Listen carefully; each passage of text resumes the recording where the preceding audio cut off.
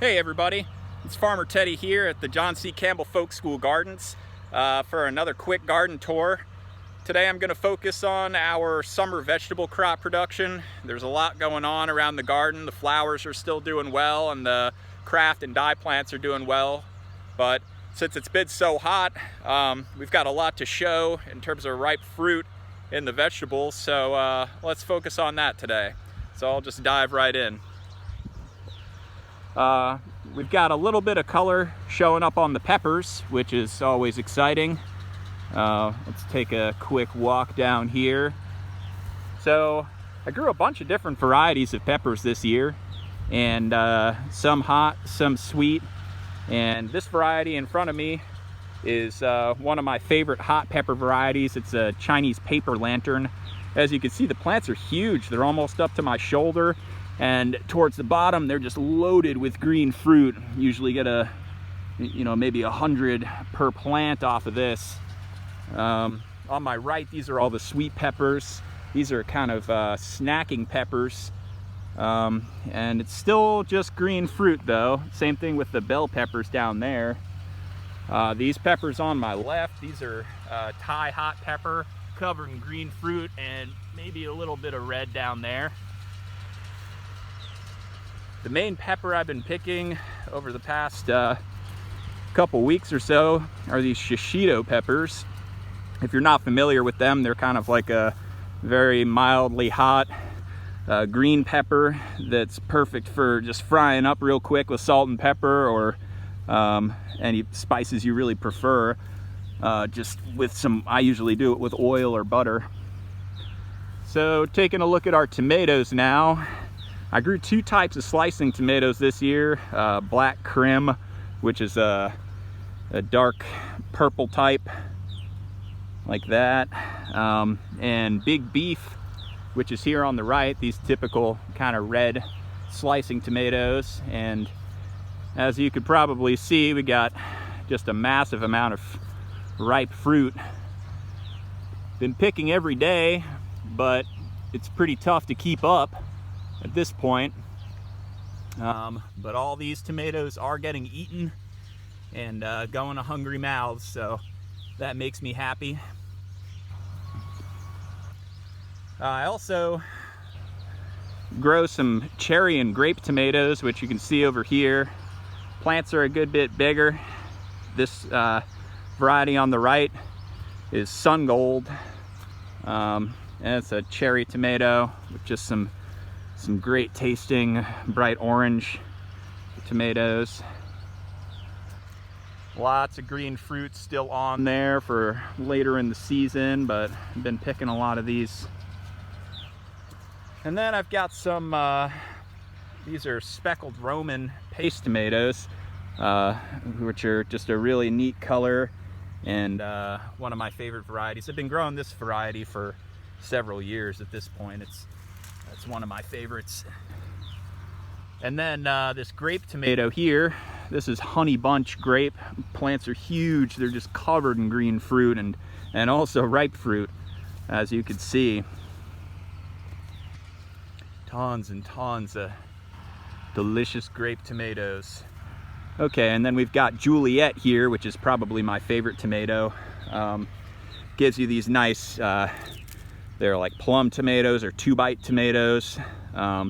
And although they don't have the best flavor, the flavor's still pretty good, and they just produce a crazy amount.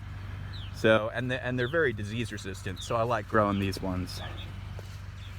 All right, let's walk over here and take a look at, we've got cucumbers still growing. I've been picking lots and lots of cucumbers, lots of squash still, but we're getting towards the end of the season, I'd say, for squash and zucchini. You can see these cucumbers are a little droopy, even though they have plenty of water. All this buckwheat in front of me is pretty droopy as well. It's very hot. So under the row cover here is actually the first bit of fall planting. A lot of people don't realize that we start planting for fall in July here. So this is the very first of it. These are cabbages and broccoli. You can see under there, trying to keep them well watered.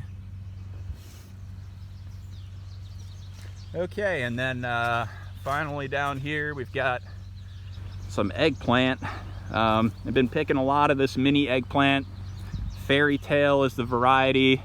I like these little eggplants better than the big ones. They have more skin, which I feel like is where the flavor is. But we still have some large regular globe eggplant, they call it, down here. You can see some of these purple ones looking good, and then the dark, typical kind of looking purple variety. And our big sunflower friend, hi there. Okay, so right in front of us we've got cover crop growing. This is where the first planting of squash and cucumbers were, and this is a combination of buckwheat and sun hemp.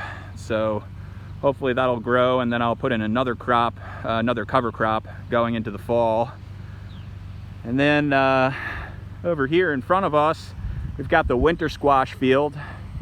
This had garlic and onions in it earlier in the year, and now it's full of winter squash. So let's take a quick walk through and look at what we've got. These are pie pumpkins right here, all ripening up. Down here we've got some little dumpling, sweet dumpling squash coming along. The plants are starting to die back a little bit, and that's mostly from disease. You can see there some kind of crispy leaves. That's all dying back from mildew. These big ones in here, you see, those are North Carolina candy roaster pumpkins.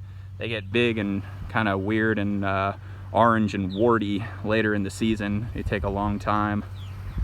I've got some red curry squash in here. Those guys. And lots of butternut.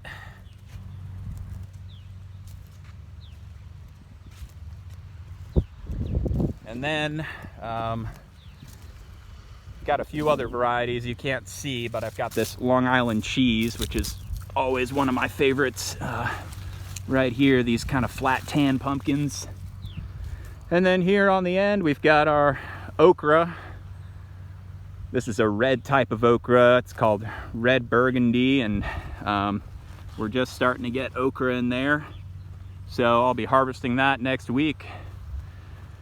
They're making hay out there. The weather's pretty good. I'm so glad it's finally dried up and we've got a whole lot of ripening going on. So I hope you enjoyed the video, and I'll keep you up to date on the gardens as things progress. Thanks for watching.